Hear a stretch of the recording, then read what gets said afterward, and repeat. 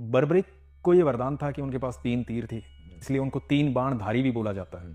3 बाण लेकर के बर्बरिक युद्ध भूमि की तरफ चल रहे थे, लेकिन भगवान श्री कृष्ण तो युद्ध की तैयारी बहुत पहले कर चुके थे, क्योंकि भगवान ने बड़े दावे के साथ जब गीता का उपदेश दिया था तो भगवान ने उससे पहले कहा था कि इन सबको मैं मार चुका हूं, तू जीतने का श्रेय प्राप्त कर।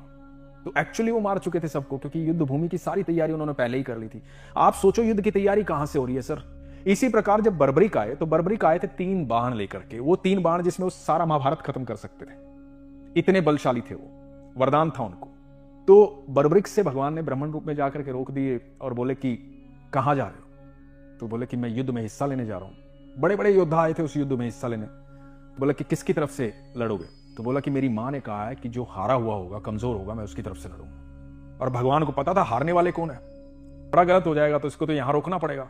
तो भगवान ने कहा कि अच्छा इतने बड़े धनुर्धारी हो तो भगवान ने कहा कि ठीक है, ये जो पेड़ है इसके सारे पत्ते छेद के बताओ, एक तीर में तो मैं मारूं। बर्बरिक ने बाण चढ़ाया, सारे पत्ते पेड़ के छेदता हुआ बाण आकर के भगवान के पैरों के पास रुक गया, क्योंकि एक पत्ता भगवान ने अपने पैर के नीचे दबा दिया था।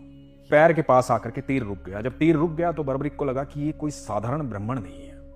तो बर्बरिक ने कहा कि आप बताइए आप हैं कौन, क्योंकि आपके पैर के नीचे एक पत्ता है जिसको मेरा तीर छेदने वाला था लेकिन रुक गया आपके चरणों के पास आके, आप हैं कौन? तो भगवान ने अपना रूप दिखाया। बर्बरिक ने कहा कि आप तो मेरे गुरु हैं, मैं तो आपका शिष्य हूं। तो भगवान ने कहा कि ठीक है, मैं गुरु हूं तो गुरु दक्षिणा नहीं दोगे? तो बर्बरिक ने कहा कि हाँ बताइए मैं क्या दूं?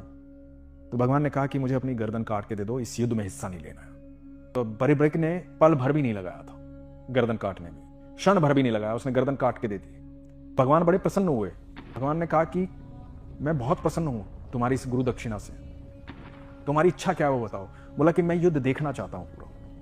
बोला तुम पूरा युद्ध देखोगे, और जो तुम्हारी मां ने तुमसे कहा था ना कि तुम कमजोर के साथी बनना, हारे हुए के साथी बनना, उसका साथ देना, तो मैं तुम्हें वरदान देता हूं कि आज के बाद इस सृष्टि में तुम मेरे नाम से जाने जाओगे, और जो कोई भी हारा हुआ तुम्हारे पास आएगा वो झोली भर कर जाएगा। वाह वाह वाह। इसलिए हारे का सहारा खाटू श्याम हमारा कहा जाता है।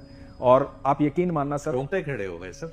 आप जीवन में कितने भी हारे हुए हों, ये मैं चैलेंज के साथ कहता हूं, जब कोई काम ना आए ना, कोई भी काम ना आए, आप बिल्कुल हार जाएं। सिर्फ 3 दिन, मैं सिर्फ 3 दिन की बात कर रहा हूं। 3 दिन आप दुनिया में कहीं भी हो, आपके पास खाटू श्याम जी की तस्वीर हो, उनका विग्रह हो ना हो, कोई बात नहीं, आप उनका ध्यान करके 3 दिन जोत लगा करके अपने मन की इच्छा बोल दीजिए उनसे, चौथे दिन इच्छा पूरी हो जाएगी। ये मेरा दावा है, ये वरदान है भगवान का उनको।